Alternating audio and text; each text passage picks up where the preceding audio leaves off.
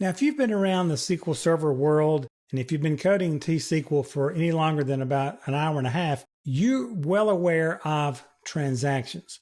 Now, for those of you who are new to the neighborhood, I want to welcome you here with a little explanation about what transactions are, and then this is going to segue into some other things called locking. Then we're going to talk about some implicit and explicit transactions, and then we'll look at some examples. But this is going to be kind of a launching point, but let's start off explaining what transactions are. A transaction is nothing more than a single logical unit of work. But think about it. A unit of work in a database could involve numerous steps. Let's say an order comes in. So before we place that order, we need to, first of all, in the database, check to see that the items are in stock to fill that order. Then we need to check to make sure we can sell the product in the customer state because we're in a highly regulated, federally watchdogged environment here. Then we need to make sure that the customer has a license on file to purchase this product in his state. Then we need to check the customer's in-house credit rating. We don't want to sell this product to a customer who's already 3 or 4 years late on our payments. Then we can enter the order into the database table, and there's going to be more steps. So we've got to print shipping labels and all sorts of things. So all of that needs to happen. Now here's the deal. We want all of these steps to succeed, or we want all of those steps to fail or come back or to be undone or whatever. We do not want to commit to ship something to a customer we can't sell to in a particular state. We don't want to commit and sell something to a customer that has proved they don't have the capabilities of paying. All of these things come into play here. And keep in mind, very few actions in the real world involve a single simple step. Look at your job. People say, "What do you do?" And you tell them in a sentence what you do. But in reality, you do about 26,000 other things as a part of that job. Same thing with databases.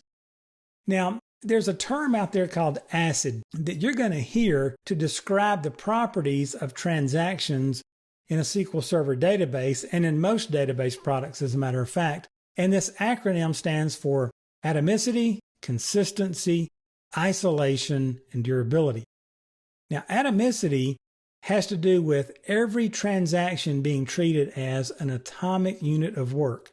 All changes succeed or none succeed. This is the Three Musketeers model, okay? All for one, one for all. Now, consistency. Every transaction leaves the database in a consistent state.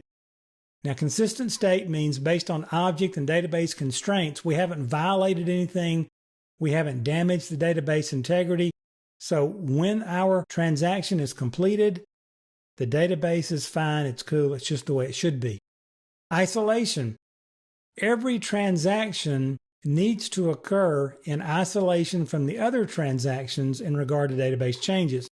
You and I may be in there working on a customer's record, the same customer, but I don't want to go query it and decide based on the query, yes, we can fill the order.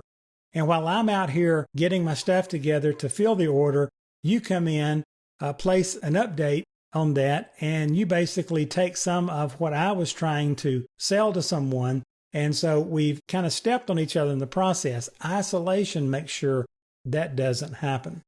Durability. Every transaction must survive an interruption of service.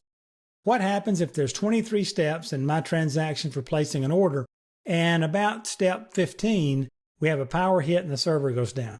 What I want to have happen to those first few steps, I want them to not happen. Let's roll them back. Let's undo them.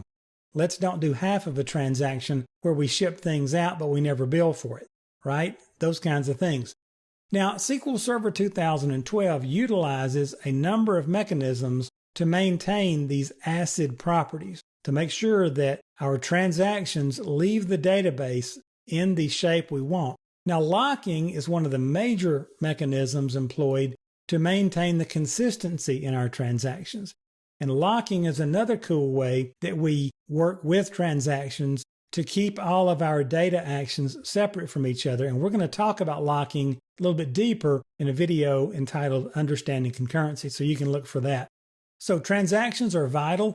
Just make sure the main thing you understand about transactions, they simply mean everything happens in this group of instructions or nothing happens.